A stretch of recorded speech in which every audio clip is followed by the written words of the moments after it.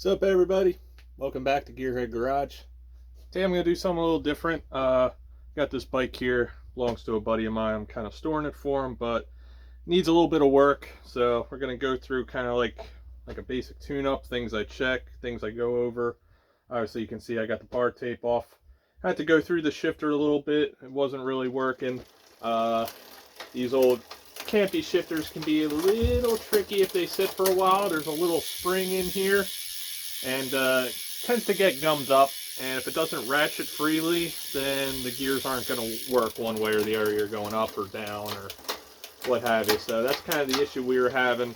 So took it all apart, got it lubed up. Looks like it's working good now. It's been sitting down here for about a week or so untouched, so I just want to make sure that it's still doing its thing, which it is. So I got to take this back off, put the hood back on it, put this little piece in for the shifter, and then we're gonna get the bars taped and get everything else checked over. I'm gonna kind of talk while I go and just kind of go over things I like to do while doing a tune-up and stuff like that. So, but start by taking the shifter back off so I can put this one piece back in that I had to remove. I just wanted to make sure that I didn't have to take the shifter back apart before I got everything else reinstalled and got the bar tape done, because once the bar tape's done, I don't want to mess with it anymore.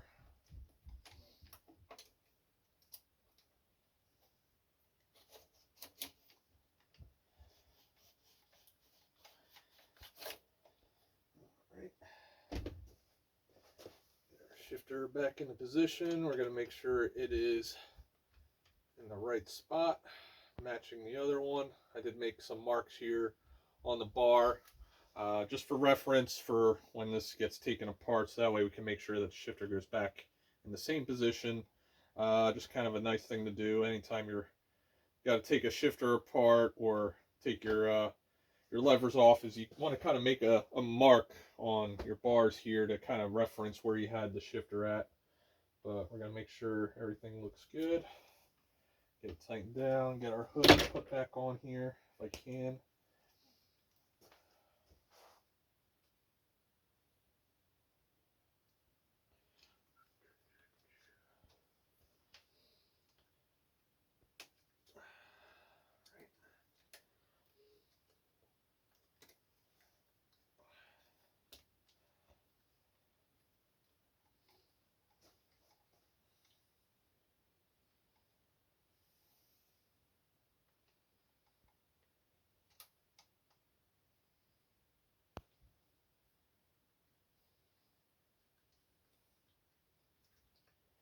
Alright, got our hood back on. It's all good.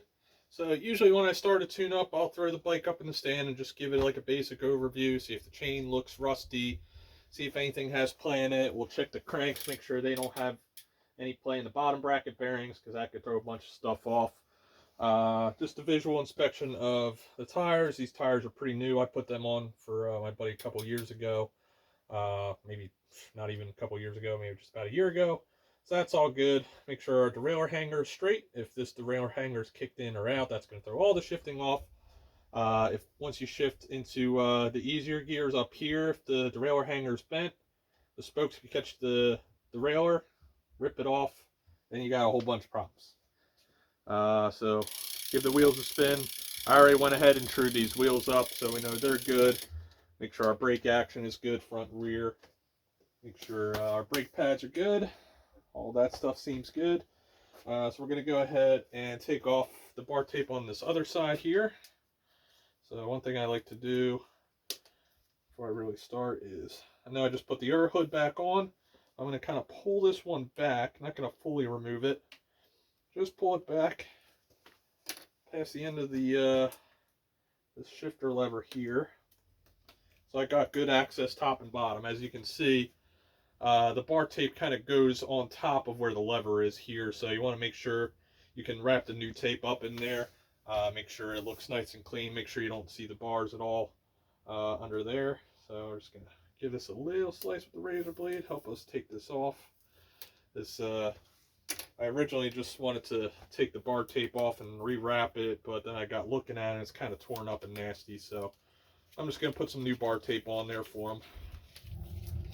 Man, whoever put this on before sure wasn't afraid of the electrical tape, because there's a lot of electrical tape. Oh my God, it just keeps going. That is wild. So if you're looking at this, you see we got our cables over here. I'm going to tape these up to the bar, but you don't need to wrap the entire bar in electrical tape like the previous person did here. That's a little excessive. So I might actually take that off and clean it up a little bit. Oh my God, there's electrical tape down here. What? There's no need for electrical tape down here. I have no idea who wrapped these bars before, but it may have been their first time doing it, because there's electrical tape down here. The ends weren't tucked inside the bar ends, which I usually do. Some people do it differently, but that's how I do it. So let's go ahead and get all this random extra electrical tape off of here. We'll get these bars cleaned up before we wrap it in new tape. Oh my God. When electrical tape gets old, it gets really nasty, especially if it's been sweat on top and all that stuff. Everything that bar tape usually sees. Yeah, it's pretty gross. This is all really nice and slimy, so that's why I'm gonna take it off and give it a good cleaning before I get the new stuff all wrapped up. Yeah, see, like under here, I have no idea why this extra tape is on here. It looks like they may have had some extra pad or something in there. But that's basically all the electrical tape you need when you're taping your cables to the bars. You need like a strip up here, a strip down here, just enough to hold them in place, get the bar tape over it. You don't need to wrap the entire dang thing in electrical tape. Oh my God. It seems like there may have been some other type of padding that they put under here underneath the bar tape to make it a little softer maybe, but it's only like a few pieces. Here's a chunk of it. Ugh. God, it's gross.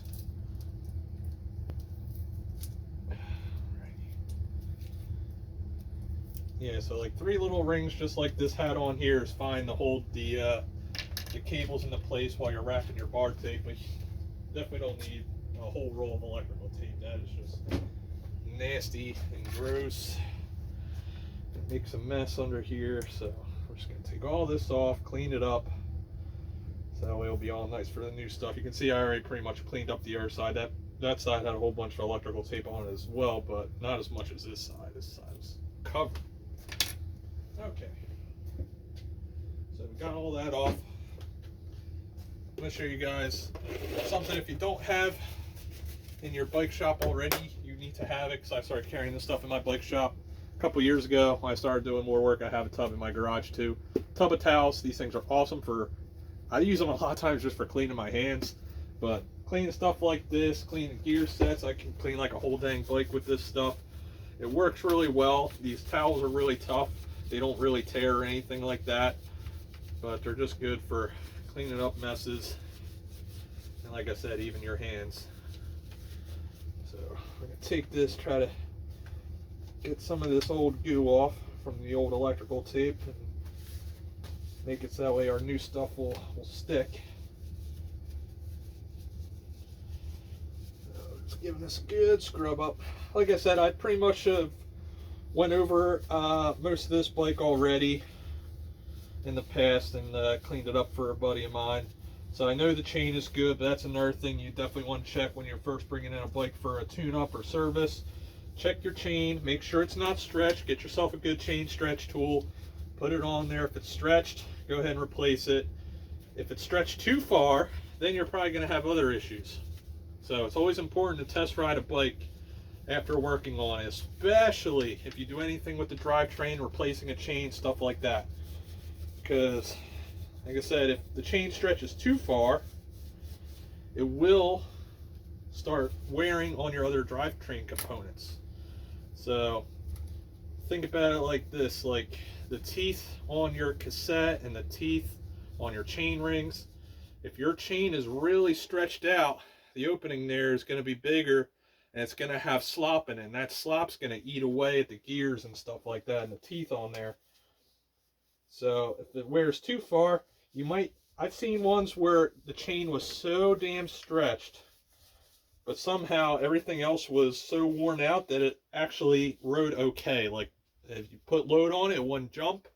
As soon as you put a new chain on, if you don't change the cassette and your chain rings, if it's real bad, then it'll jump. Even though it didn't before, it's just because it's so worn out. So if it's worn out that bad, you gotta replace everything as it sets, so everything's new and meshes together. If not, you'll have all sorts of issues like that. So, all right, now we got most of this old goo off of here. A little bit more under here. Now we're just gonna take a rag, a little shop towel here, and let's take a little bit of rubbing alcohol. Since this is going to get taped up, we want to make sure we don't have any residual goo on here, degreaser, where the tape won't stick. So I always like to rub stuff with rubbing alcohol. That ensures all the greasers and stuff like that are off of it, so make sure everything sticks the way it should. So give this a good wipe, both sides. Now our new tape should stick like it should. All right. So to start, like I said, we're gonna tape down our cables here. A little bit of electrical tape on this roll left, so I'm gonna use that first. Now this is an old bike, so there's no internal routing of the cables here. On some newer bikes, there will be holes in the end of your handlebars right where your levers are, and there will be a hole at the end here. So basically you route the cables through, and honestly, it's a pain in the butt if you're a bike mechanic. It's really nice for when it's like all done and everything, but for serviceability, I hate it because it's just a real pain to fish the cables through. I have an actual special tool for that to fish the cables through, but it's so tight that it's even hard to get that tool in there. So a lot of times you just do it the old-fashioned way, just time and patience, and eventually you just keep working at it and you get through there. But yeah, they're definitely a pain in the butt, but they are nice because they keep the cables hidden away in there. Just not nice for when you got to work on it. Alright, so as you see, our cables are kind of held up tight to the bars here. They can route a couple different ways. You see this one's kind of routing behind the bars where it has this little indent in it. So we're going to rock that like that and do the other one up front here.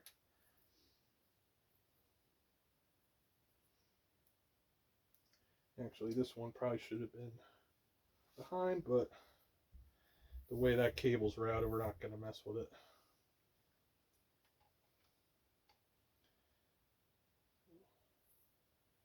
Wrap this around nice and tight here.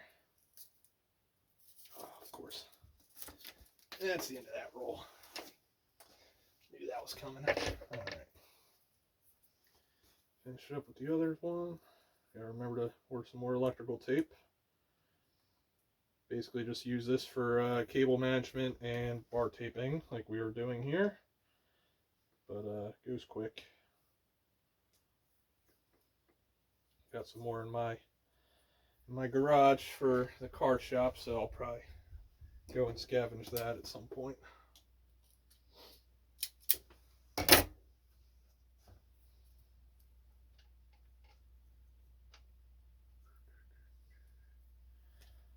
that guy in place. Get that started. And just wrap it around. You don't need to wrap it around a million times, just like twice, that'll hold it. And once the bar tape is on, that'll hold it the remainder of the way. So I got some nice cheap bar tape I got off of Amazon. I really like the lizard skin bar tapes. I've been using them on my personal bikes for a little while, and I use it on like a lot of customers' builds and stuff. This being my buddy's bike, I'm actually storing these for him, so I'm just going over these just to be nice. He's not paying me to do these. So I just got some real basic blue cork wrap, so at least it's the same color as the old stuff, and it won't be falling off like the old stuff was. So I wanted to use, if I had a lot of money, I probably would have put some lizard skin tape on here for them because I really like it, but this being a freebie job, I just grabbed whatever was cheap. So this is kind of how I started. Make sure your hoods are up and cable housings are taped and all that, so you're ready to go. So I start peeling the backing back just a little bit, give myself like 2 feet or so of it, and then we start going over the bars. Now I start with it kind of overlapping the ends by about half the width of the roll, and you'll see why once I'm done. So we're just going to go over, make sure we pull it tight.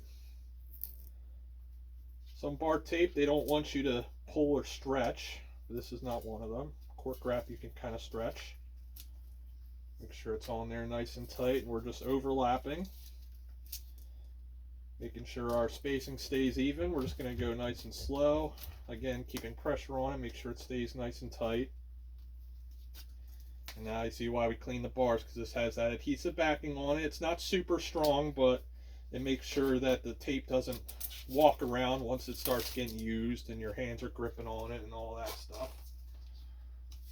All right, so now once we get around the lever, we're going to do is kind of overlap the bottom edge there. Get some more of our backing tape off. We're going to go over the top. We're going to go up onto the lever, so that way once we pull the hood back, it covers all that. We're going to kind of do a figure 8 around it. Back underneath one more time.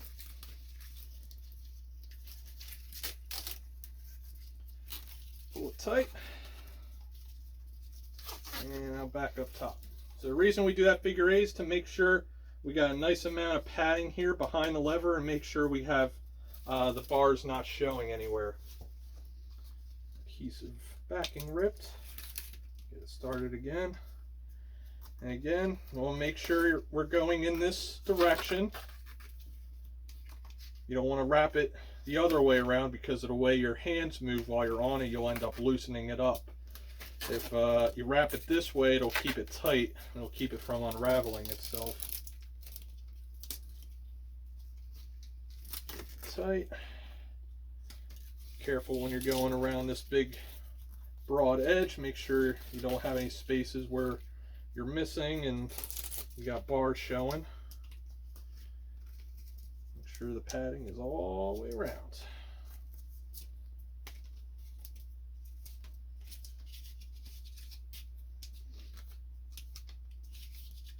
Trying out this mount for my phone where you can see me, so hopefully this is giving a good enough view. My first time trying this, I just kind of have it rigged up on some of the old plumbing pipes. Now once we get to the end, this is kind of where we want our tape to stop.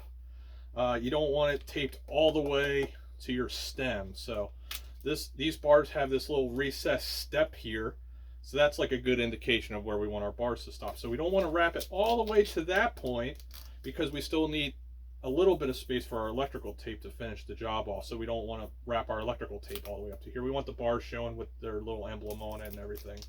So we're going to peel this back just a bit. What we're going to do, we're going to do a bit of a slash cut here on the end.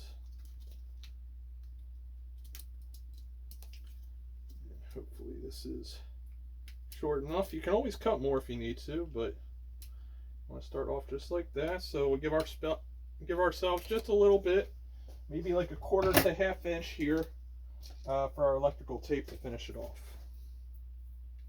So I start back here. It's my electrical tape. Again, we're holding our end. Go once around.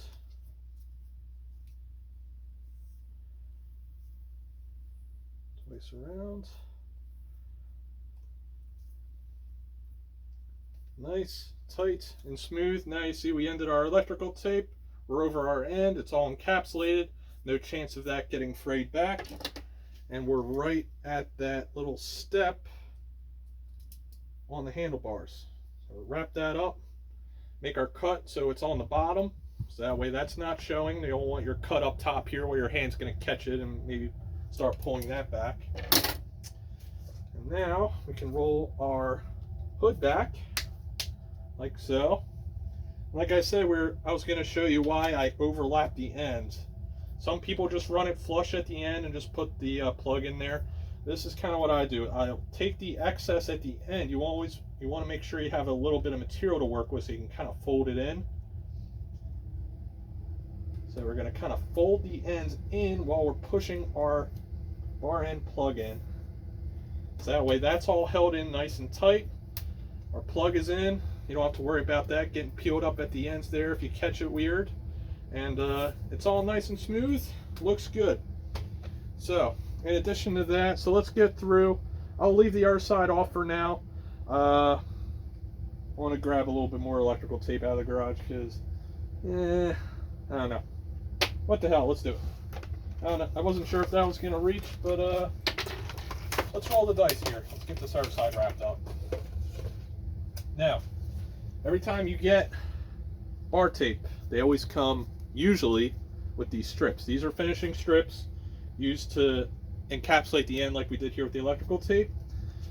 It doesn't matter. I mean, to me at least. Let me know your guys' experience with this. I've used a bajillion different brands of bar tape. Like I said, this is a cheap one, but I use the lizard skin one a lot. I use SRAM bar tape and like every major brand of bar tape you can imagine. They all come with their own type of tape for the end here. And it doesn't matter if it's cheap bar tape or expensive bar tape. No matter how I do it, this stuff always peels off. I try to do it because it kind of looks nice. Electrical tape never fails me. So let me know what you guys think. Do you guys use this stuff, or are you like me and just throw it away? Because that's all it's good for. So yeah, let's go ahead and see if we can get this other side wrapped up. Hopefully we got enough electrical tape on our other roll there, so I don't have to stop and go up to the garage to grab my other roll out in the car shop. Sometimes these ends can be tough to start. There we go. So again, we're going to start the same way. Going to wrap it over this way. Put the end in here. I get it around the bottom here to where the sticky part is right on the edge. Then we wrap it around, so like I said with the other side, we got that material we can fold in when we're all done, right?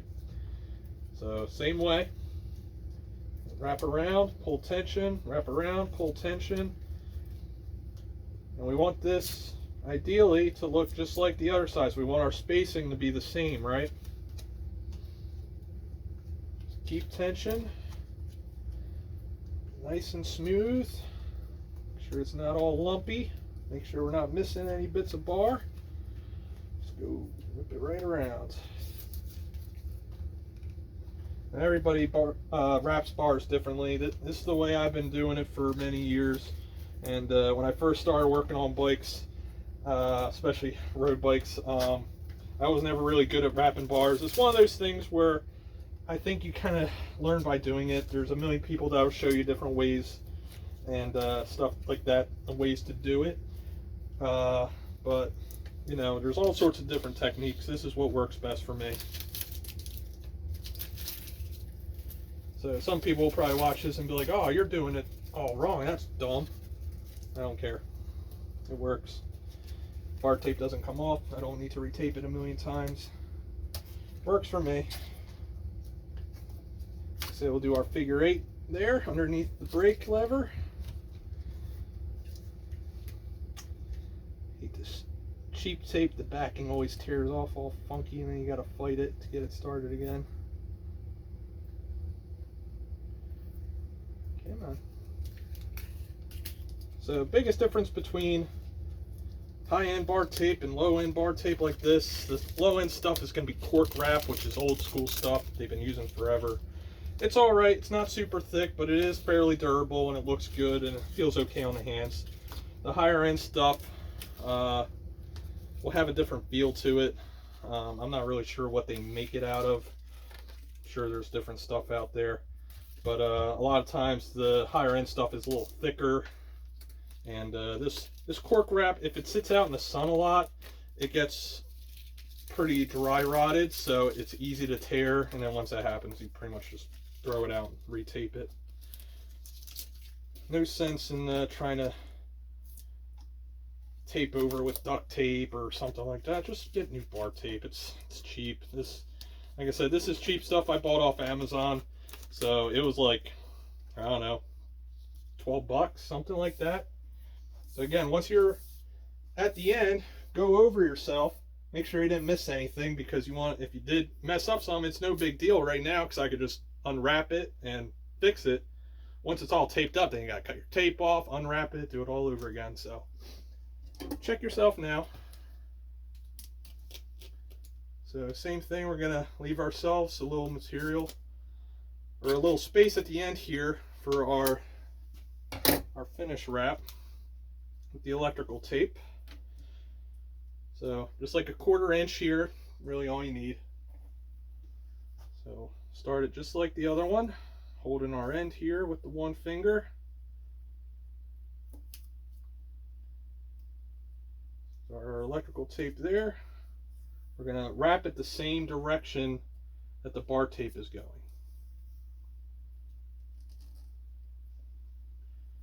Wrap that up there.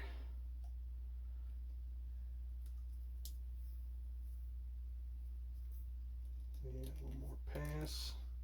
Just like that, and we'll cut it so that way the flap's at the end. So that way you're not picking at it or having a chance to get loose. Just made it with our electrical tape. That's a win. Now, will I actually remember to order more before next time I need to wrap bars? Probably not, but you know, whatever. I'm sure I got more out in the garage. All right, bars are taped. That looks way better than that old garbage that was on there. So, back to our tune-up. Check tire condition, they're good. I already trued the wheels on this. That's all good, front and rear. Our levers are moving freely. We're gonna go through our gears to make sure that's all good. But like I said, make sure you check your chain first. That's like one of the first things I check in addition to the visual inspection. Make sure nothing's hanging off, make sure it's not missing any parts. There's a couple different chain stretch tools I have here. I like this little Park Tool one. They make a nicer version, but it's a little more expensive and it does the same job, so what the hell. Go with the cheap one. So, checking our chain. I like to check it in a couple different spots just to be sure. Yeah, like I said, this one's good. This one hasn't been on here long. So, we get, I like to have a piece of cardboard throw under the bike so my little carpet there doesn't get all saturated. So, we're going to go through our gears here and make sure everything's working right. Sure we don't need any more adjustments.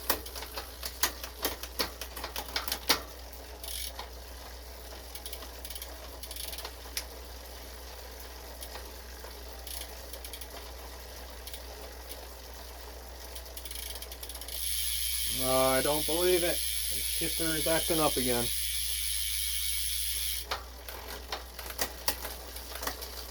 So it looks like I'm going to have to squirt it with a little bit more lubrication before I give this thing the go ahead. Just this lever on the right side here, see how it has this little flipping action?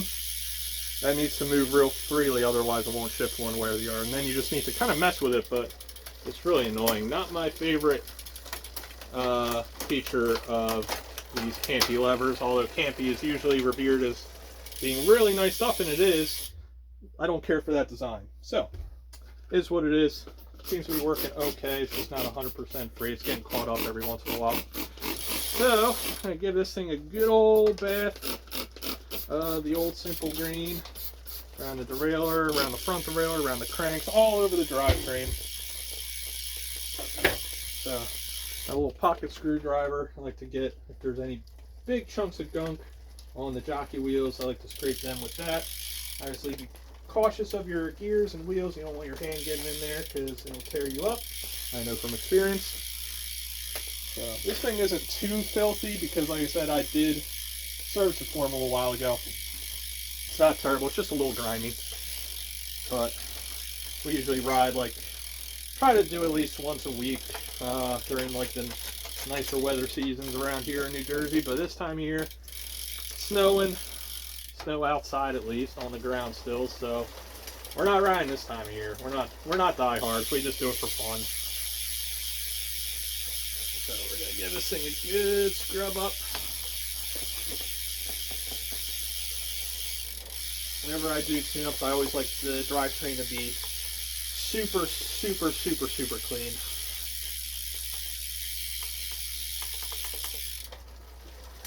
Scrub it on the inside, on the outside. Scrub our chain, our cassette. Now usually when I'm doing a tune-up, like when he first bought this bike, like a year or two ago, whenever it was, he bought it from a friend of ours, so I kind of knew the history of it. It wasn't in bad shape, it was just kind of dirty, needed a good once over. So when he got it then, I actually, I took the crank apart, took the chain rings off. This one has removable chain rings, threw it in my parts washer, took the cassette off the wheel, threw that in the parts washer as well, got everything super, super OCD clean, which is kind of my my go-to. Like I said, this thing isn't super bad, it just needs a good wipe down and a once over, and apparently I need to keep shooting some lube in the shifter, so I'm going to try to be neat with it since I just wrapped the bars up. But just inside this shifter here, throw a little tri-flow in there, keep it lubed up. I might end up going out to the garage and grabbing my can of Croil and shooting some of that in there to really help it stay lubricated. So once everything's all scrubbed up, I usually take an old t-shirt or a towel or whatever I have and start kind of drying it off and getting the gunk off of it. Now sometimes I'll use my my compressor and blow as much of the gunk off as possible if it's real nasty, but like I said, this bike it's not terrible. And I'm just kind of doing a quick job here to kind of show you guys what I do on a normal tune-up. But I usually spend a lot of time cleaning on tune-ups because I like everything to look super nice and clean. Like I want you to be able to like eat off the drivetrain of these things once I'm done with it. So that's kind of the one thing I pride myself on when I do tune-ups, is that your bike will be way cleaner than it ever has been. It's always tough, like when you take your bike in for a tune-up to a shop, and it doesn't matter if it looks great or if it performs okay, but if it's all still gummy and gunked up and looks like garbage, you're gonna be like, what the heck, what did I just pay for? So even if mechanically it's okay, you're gonna be a little mad if it doesn't look all nice and shiny again, right? So go over the chain a bunch.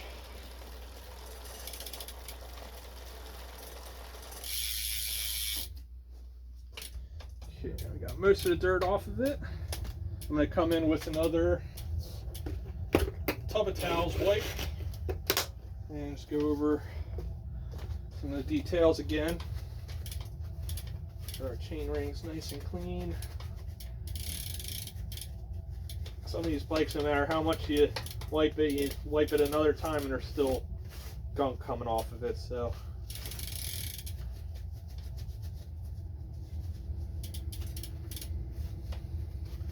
at that point, it's when you really say to yourself, okay, now I need to take this part off and like get it in the parts washer to make sure it's really good. So this is another thing I like the tub of towel wipes for. You can actually get in between the gears on the cassette and run them in there. So they're good for stuff like that, any tight spaces, you know. You can get these things right in there, and like I said, they're pretty tough. They don't really rip. So if you're from Tub of Towels, hook me up with a sponsorship. I buy this stuff like it's going out of style. I use it for everything in the automotive department and in the bicycle department. So yeah, if you got Tub of Towels, hook me up.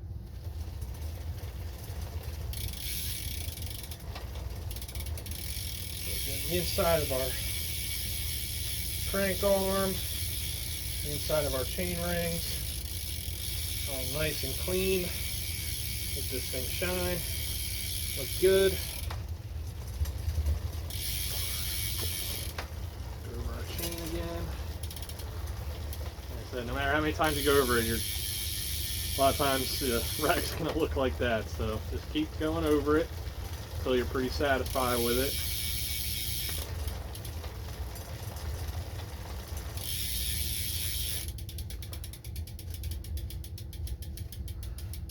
Okay, now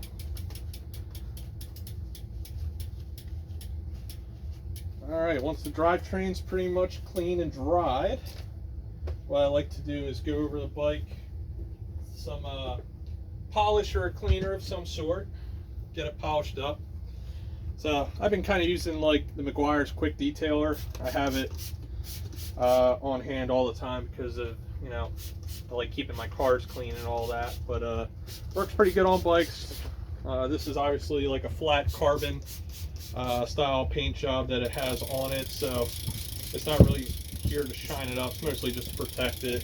It's got a little bit of wax in it, so it'll kind of keep a little protection on some of these parts. So I spray it over the whole dang bike.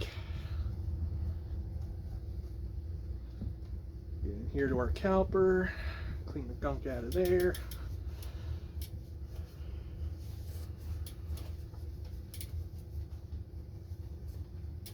I always like getting underneath of it and getting in the hard to reach places.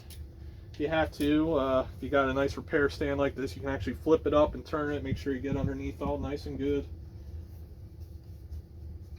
Because I've worked on bikes a long time, and if you skimp on the tune-up, if a customer comes pick their bike up, I've seen it to where somebody's done not such a good job on a tune-up. Customer comes to pick their bike up, wants a little help getting in the car. We say sure, help them out to their car, stick the bike in. The bottom of the bike's still covered in mud, so that's not a good look. So you want to make sure you're thorough. Wipe every inch of this bike down, top, bottom, underneath, anything. Underneath of the frame rails, all that stuff. Make sure everything's clean. Like I said, if this was paying customer's bike, I would probably spend like maybe another half hour on it, just detailing, cleaning, stuff like that. Since this is my buddy's bike, he doesn't know I'm really doing this, so this is just to kind of help him out. You know, like I said, I'm storing his bikes for him, so he's a real good friend of mine, so I'm not gonna let his bike stay here and just not tune him up, right? So hopefully once weather gets warm, we'll be out riding them again.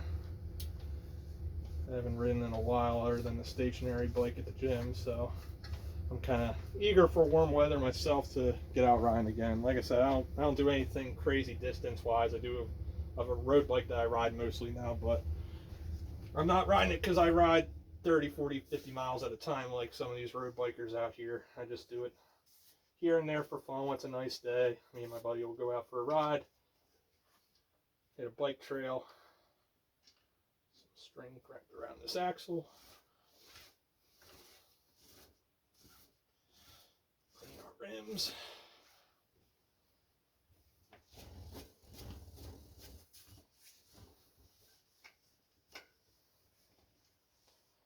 Like I said, I'm not going as OCD on this as possible because the video would run really long. So I'm trying to not be as long-winded here and just give you kind of a condensed portion of it. But anyway, now we got it pretty well polished up. I have to come back and lube our moving parts. So for the derailleur, I like spraying, like I said, some people are going to tell you different stuff, okay? So around here where it gets real rusty and crappy, if you don't lube up these limiter screws, they're going to end up seizing up and rusting up. So I like spraying like all the moving parts of the front derailleur, the rear derailleur, because I've seen them all seize up. It's being down here in the, I guess you would say the salt belt, but I mean, it's like the salt air from the ocean and all that we get around here. That's really the bad thing. So go in there, spray a little tri-flow all around the moving parts of the front derailleur, wipe off any excess, but keeps a little lube in there, keeps rust from forming. Now we're going to go around to our back derailleur, spray that as well, our limiter screws on that as well, our barrel adjuster on that, and just all the hinges basically where it moves. Make sure everything gets a little lube on there. Don't want it dripping off of there, but want a good coat on there. Now we're going to use a little chain lube. Since we got the chain all degreased, need to lube it again. So I like using this White Lightning Epic Ride. It's got a little wax in it, so you got to shake it up a little bit, get it mixed back in. So we're just going to pedal around and put some drops over there. And we're going to wipe off the excess and kind of spread it around.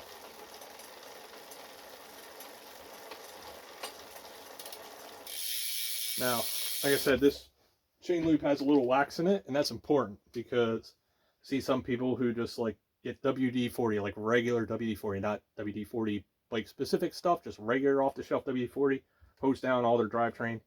You don't want to do that. So WD-40 will kind of attract dirt and stuff like that. Since this has wax in it, it'll actually, when the dirt clumps up, it'll fall off. So that's nice.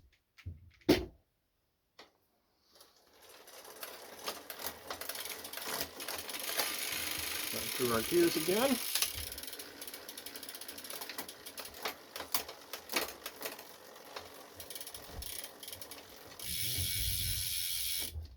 All right.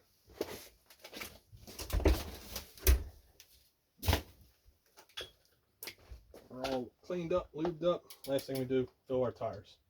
Road bikes always run about 100 psi in them. Oops.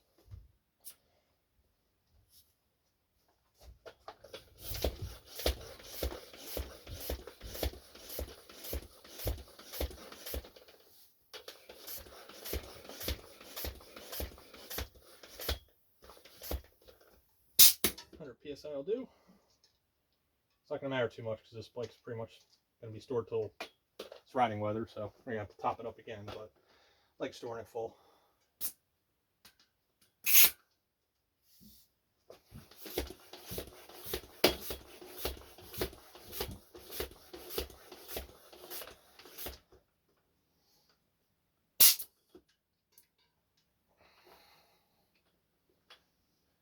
All right. That pretty much does it. Guys got questions, comments? Let me know. Peace.